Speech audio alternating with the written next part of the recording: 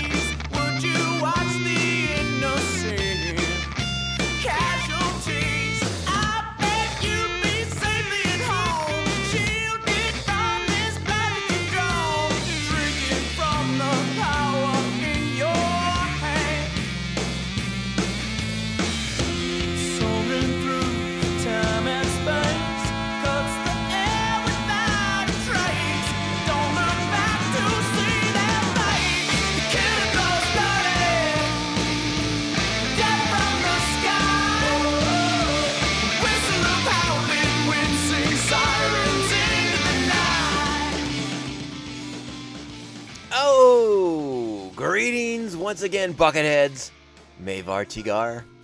Welcome to the 110th Jogan Fruit-filled episode of Mando Vision. Nargai Tom, and thank you so much for checking out this small, independent Star Wars podcast. Remember, the best way to reach out to us is, of course, via social media. We are at Mando_Vision on Twitter and Instagram. We even have a Facebook page if you want, if you still do that.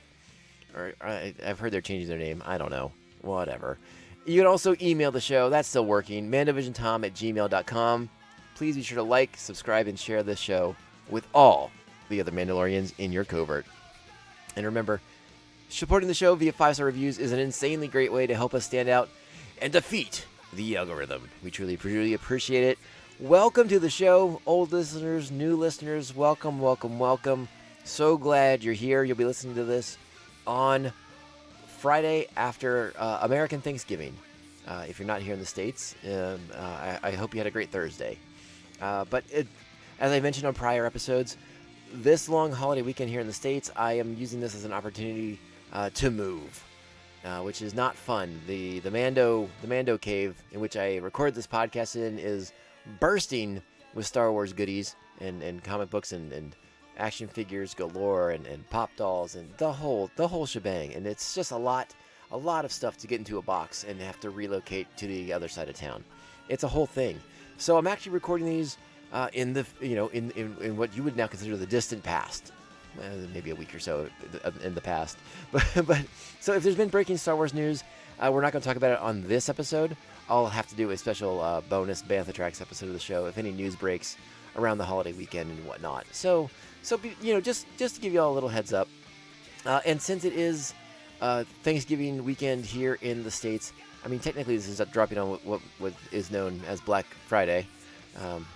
Sounds ominous, but I'm not going to the mall, so I don't care. But I wanted to mention, again, because it was American Thanksgiving yesterday, I am thankful to all you wonderful people who have taken the time to download, to share the show, to write me messages, send me notes, hit me up on social media. You're all the best. I'm so eternally thankful and grateful that you have done that you support the show. It means the world to me. And there's a couple out y'all. I don't necessarily want to single anyone out by name, but Rural Farm Boy, Ryan's out there, and you guys are just awesome on Twitter, and social media, always sharing the show, always tagging us. And it's awesome. And I know I don't want to speak for all the other shows, but I'm sure they are just as thankful and just as grateful for all of the shows that you guys support and help spread the word about. So thank you. Truly appreciate it from the bottom of my heart. If you want, I'll send you a piece of pumpkin pie. I probably won't send the pumpkin pie. I'm going to eat it, but I'll eat it in your honor. And I thank you in advance for your understanding in that regard. All right, we have to get into an episode. We have another episode. Our Star Wars rewatch series continues. We're still cranking them out twice a week. Goodness knows how I'm managing this right now.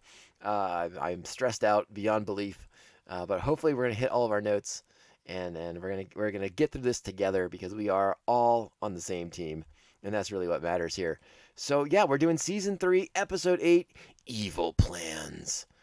Original air date was November 5th, 2010. Our plot for this episode: C3PO and R2D2 are tasked to get some Jogan fruit for a reception honoring Runan Senator Aang. But the droids are targeted by bounty hunter Cad Bane, who wants to extract information regarding the Senate from their databanks. That's not entirely accurate, but we'll let it pass for now. We'll talk more about the particulars on the other side. This week's episode directed by Brian O'Connell, written by Stephen Mitchell and Craig Von Sickle.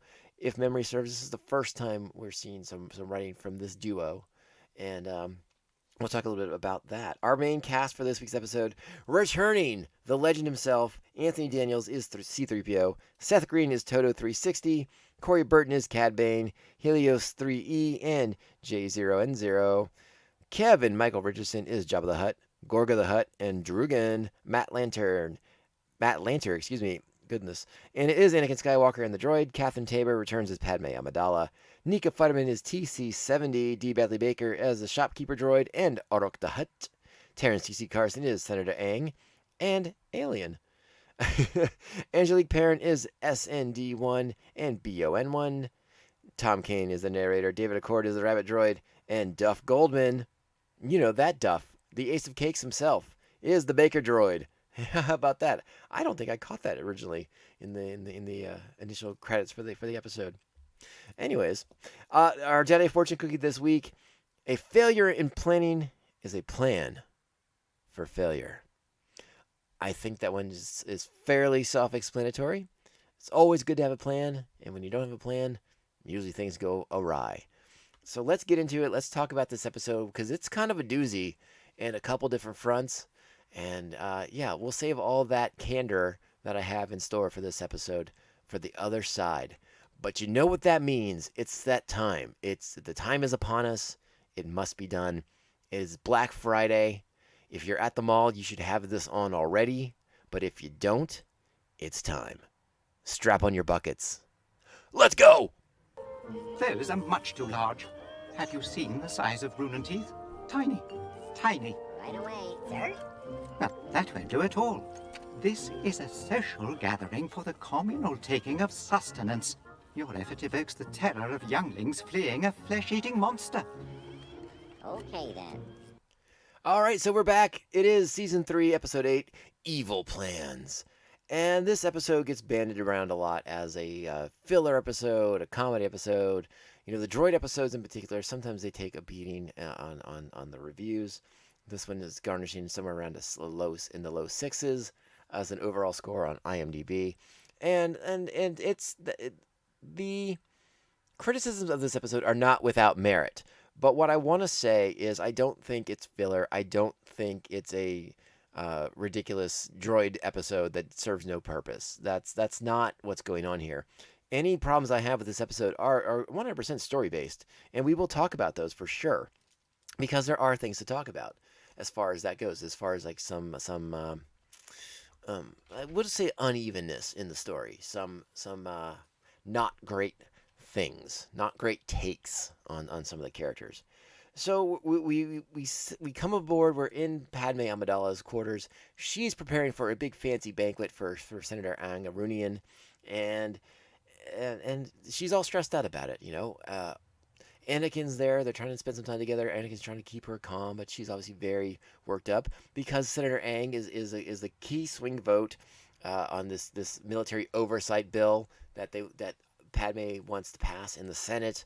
So everything must go right so that the Senate bill will pass. Or I'm sorry, this military oversight bill will pass in the Senate.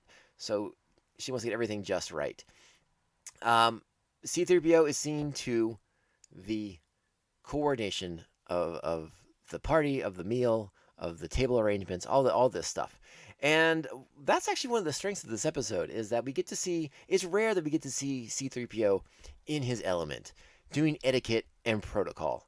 So that's one of the real strengths of this episode. I really enjoy his sort of, his prissy nature definitely suits this episode as far as admonishing the serving droids when they bring out something that's ridiculous, like that ice sculpture. Um, the huge portions of meat that they have concocted, all this stuff. Like this plays to C-3PO's strength in so many ways, and it's nice to see him in the element that he wants to be in. So often in Star Wars, our comedic elements from it come from placing C-3PO in places and situations he does not want to be in, and he cannot possibly handle without something horrible going awry. And to see him doing this and doing it well, and not for laughs, not for our amusement, but just doing what he's programmed to do, what he is good at, what he's comfortable at, being in that comfort zone. I like that element of this episode. What I did not care for, and it's one of the very next things, as we find out that this very, very fancy cake, Senator Aang's favorite dessert delicacy, the Jogan fruit cake, is not ready because R2D2 didn't go out and do the task he was assigned.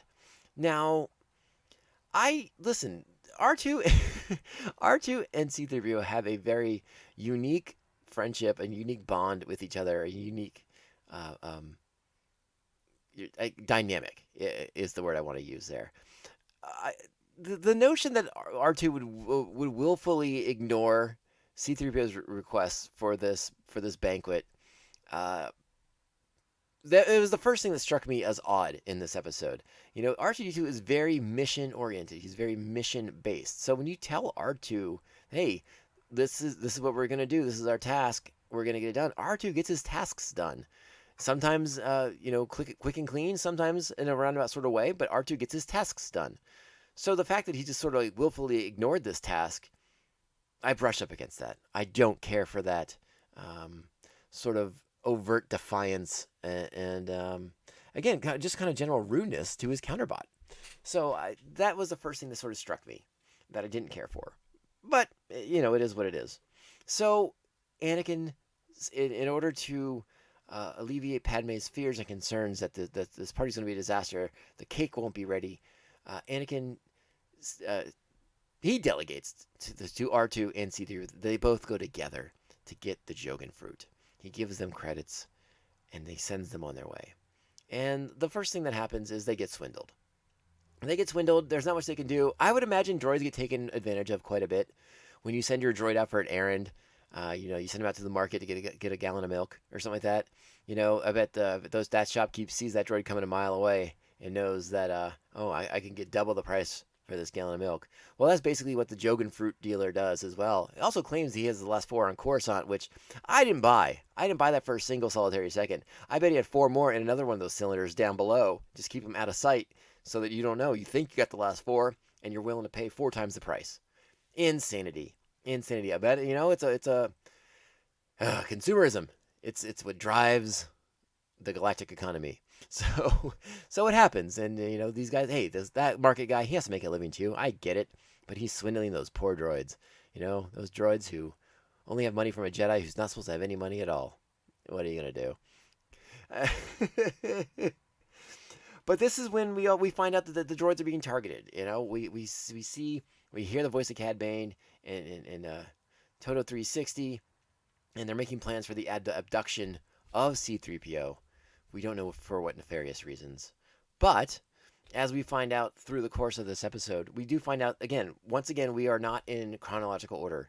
This episode takes place before the finale in Season 1, the hostage crisis, where Cad Bane makes his debut and takes the senators hostage as part of a plan to free Zero the Hutt from prison.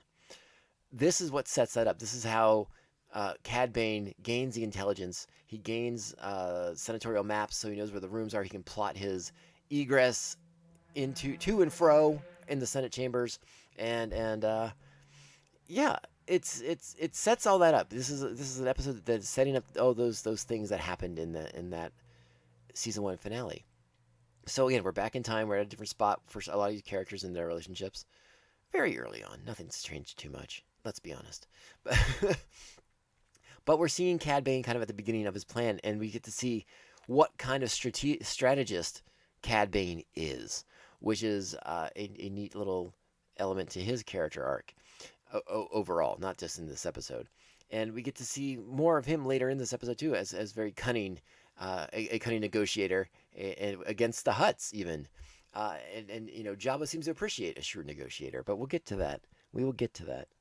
And so, we talked about Cad Bane being in this episode, and we get to see sort of his gang again, the one he has during the hostage crisis, which means we get to see 2 IG droids again, which I thought was really cool because I always enjoy seeing an IG unit walking around, let alone 2. That's always fun and exciting, right? So after getting swindled for the Jogan fruit, this is when the abduction happens. Toto 360 comes out and tries to lure them to a droid renovation, kind of a spa, droid day spa kind of situation. What's interesting about this scene is that C-3PO, the one who we have heard vocalize his enjoyment for oil baths, he's not the one distracted and persuaded by Toto 360. No. He has to get this Jogan fruit back for the banquet. Everyone's counting on him. He's on task. He's on mission. He's on point.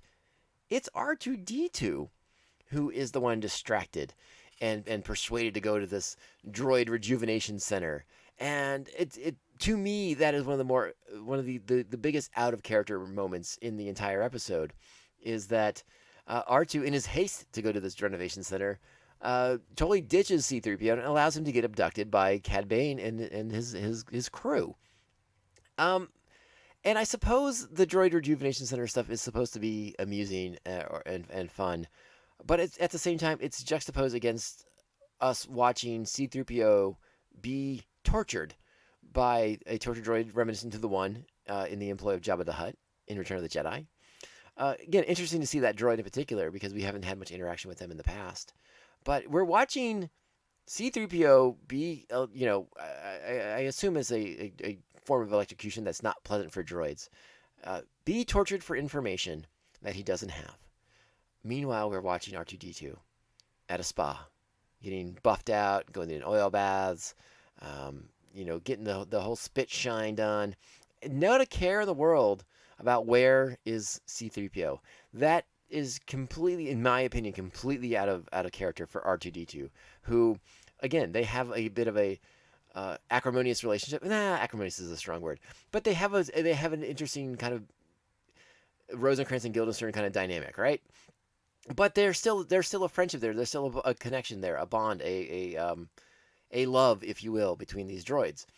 R2 would not just let C-3PO get abducted so easily. Now, R2-D2's true colors do come out towards the end of the episode, when it's revealed that C-3PO is in fact not the one who knows plans and blueprints and things of that nature, and that R2 is. And C-3PO basically sells out R2 to Cad Bane and puts him in the crossfire, which 3PO immediately regrets. But I think we all understand that 3PO is not doing it intentionally. He's not doing it to save his own cybernetic skin. Not cybernetic. That's not a word. It's to save his booty, or to save his life even. It's just C-3PO is just stating a fact. That's what he does. He states facts. He is factually stating things, which inadvertently puts R2 in the crosshairs, and he immediately regrets it and immediately feels terrible about it.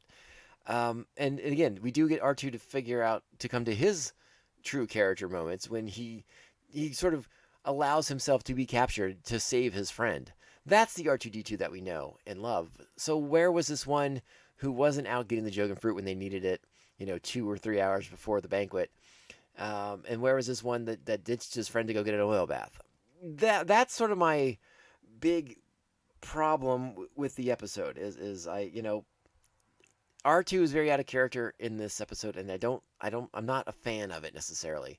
It brushes up against me in the wrong way, and especially in the sense that, like, okay, you want to take us to a droid rejuvenation center, and you want us to laugh at R2 getting all this pampered treatment and stuff like that, but you're cutting it against C-3PO being tortured.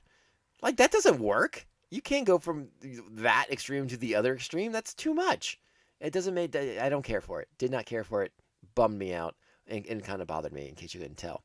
Also, I'm curious, and again, we have established this on the podcast many, many times. I'm not a smart man in a lot of ways, so I don't understand galactic economics at all. Who is paying for this droid rejuvenation center? Apparently, it doesn't cost any money to go. These droids just show up, get oil baths, get buffed out. But these things, there's got to be costs involved. There's going to be overhead. This can't be a free service that the people of Coruscant have come up with for their droids. That seems unlikely to me. I want an explanation. I demand no, okay, I'm not demanding an explanation, but it just seems odd.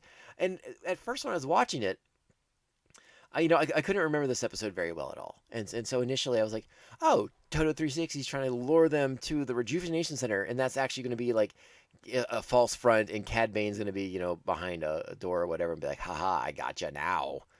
And that was a terrible Cad Bane impression. I am so sorry. So sorry about that. But yeah, I thought it was like a false front situation to lure the droids in there, and then they would be captured. Which maybe I'm wrong. Maybe I'm grossly, tooting my own horn here, but that sounds like a way better plan than distract R2-D2 and then push C-3PO into a hover car. I'm just saying. So that whole sequence confused me and threw me off, and it was really weird. And like the super, I don't know if super is the adjective I want to put in there, but like sort of like these like sexualized robots that are like running the place.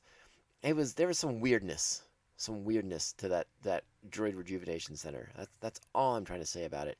And for R2 to just, wheel on in there without paying attention to what's going on with C-3PO, it bugged me. It bugged me a bunch. But that does lead to C-3PO being abducted, and we get to see Cad Bane kind of taking the Sidious route, hiding out in the industrial zone on Coruscant, where no man dares to go, apparently. And that's where they're doing their base. That's where they're torturing C-3PO. They're trying to get the information. And once R2 comes to his senses and starts acting more like himself and turns himself in, the information is extracted from R2-D2. Cad Bane does get the information he needs. They mind wipe the droids so they don't remember where they've been, that they've been abducted. They don't remember their day. It's basically like a short-term memory wipe. It's not a long-term memory wipe. And then they're dropped back off where they were picked up. And luckily, during all this hullabaloo, the Jogan fruit was dropped, and it rolled off to the side. And luckily, somehow, some way, it's still there. And C-3PO finds it on the ground, and they go back to Padme's apartment for the banquet. And it's at the very last minute. It's almost over, but just in time for the dessert course, 3PO arrives with the Jogan fruit, which I thought they would like whip up into some kind of like icing or battery kind of thing and smear it all over this cake. No, they just sat 4 Jogan fruit on the top of it. Didn't seem like that big of a deal to me. But what do I know about Jogan fruit cake? Not much. Never had one. No one's offered. The more interesting part of the episode is Cad Bane going to Tatooine, getting the information, and then being hired by Jabba the Hutt, and then the head of the 5 Hutts families coming together to discuss what they will do about Zero, and how Zero is better off in their protective custody than in the Republic's, because Zero knows some stuff that they don't want the Republic to find out about. So it's time to break out time for Cad Bane to break out Zero the Hutt from the Republic prison that he's in on Coruscant, setting the stage for the hostage crisis episode at the end of season 1, and also setting up our next episode, The Hunt for Zero the Hutt, as we finally pick up the threads from that episode at the end of season 1. I'm very excited to talk about that one. I'm trying to think. Let me look at my notes real quick here. Yeah, I mean, again, R2 turning himself in, that's the first time that in this episode that R2 begins to act like R2-D2 to be noble, turn himself in to save C-3PO, who's going to pay the price if they can't find him. If Cad Bane's crew can't locate R2. So him escaping, R2 had done a good job of eluding Cad Bane's crew, but he hears them say that like if they don't find R2, C-3PO is going to be, killed for lack of effort. And R2 won't allow that. That is the only time that R2 seems to be in character in this episode. I don't know why he's acting out the way he is earlier in this episode. It doesn't make much sense to me. Yeah, I don't know what else I want to say about this one. The heads of the five Hutt families, they all have a very interesting look. There's a Don Corleone looking one. There is a Edward G. Robinson looking one with facial hair, I even believe, chomping on a big cigar. That seems a bit ludicrous. But I don't have a ton to say about that because they do odd things with the Hutts in the comic books too. If you're reading War of the Bounty Hunters, you'll probably have noticed a Hutt that's like super jacked. He's not the big fat slug. He's got like abs. if giant space slugs had abs, he's got them, and he's all like ripped up, like he's been at the gym and stuff like that. He's got some biceps on him.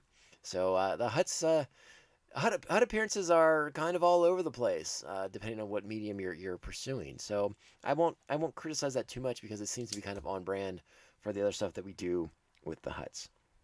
But this episode, it's getting a 6 overall, and I think a 6 is about where is about where I'm at with it too. I could probably knock it down more if I really, really wanted to. I don't care for R2's behavior in the beginning of the episode. I don't care for the sort of slicing these comedic elements against scenes of C-3PO being tortured. Didn't like that very much. But I do always enjoy Cad Bane. So there is that element to the show. And again, there's parts of it that I really do enjoy. Like I once again, I enjoyed C-3PO in his element, doing etiquette and protocol things, coordinating the dinner banquet. I enjoyed the little moments between Anakin and Padme at the beginning of the episode as he's trying to like calm her down and soothe her frayed nerves, if you will, from this banquet she's trying to organize. So again, there's moments in it, but by and large, there's more. It's about 50-50 on hits and misses. So again, I'll settle for a 6. But if you catch me on a day when I'm a little bit more fired up about things, I could easily knock it down to a 5. And that's that. That is Evil Plans. And yeah, I don't know. I'm glad we're done with this one. It's not one of my favorites. I love those droids so much that to see R2 so out of character for the majority of the episode really bummed me out. And it just was disappointing. Just was disappointing. All right, Bucketheads. This is the Mandovision Podcast, and my name is Tom. I want to thank you once again for checking out the small independent Star Wars show. We would not be here without you, so thank you, thank you, thank you. Remember to reach out to us. Social media is always the best way at Mando_Vision, Twitter and Instagram. Email the show, mandovisiontom@gmail.com. Be sure you are liking, subscribing, and sharing the show with all the other Mandalorians in your covert. We truly appreciate it. And again, another easy way to support the show, sweet, 5-star reviews. They help the small independent shows like us stand out, not get lost in the shuffle of the algorithm, and the algorithm is the evilest of all plans. I think we all know that. So let's go ahead and get out of here. Like I said, it's the Friday. It's known as Black Friday, probably around the world, I'm assuming. And I am hoping to be in a position to have the show out on time on Monday. But as always, stay tuned on social media. If this move gets a little out of hand, if the podcast studio is not set up in time, I will post a message and let you all know what's going on and provide an estimated time of arrival for the next episode. But in the meantime, please stay safe, stay awesome, be good to each other, find some new Star Wars fans, make new Star Wars fans, and let's all get ready for the awesomeness that is coming right around the corner because December is almost here and it's going to be Book of Boba Fett time. The countdown has begun. The countdown has begun. And remember, this podcast, it can only end one way. This is the way. This is the way. This is the way. This is the way.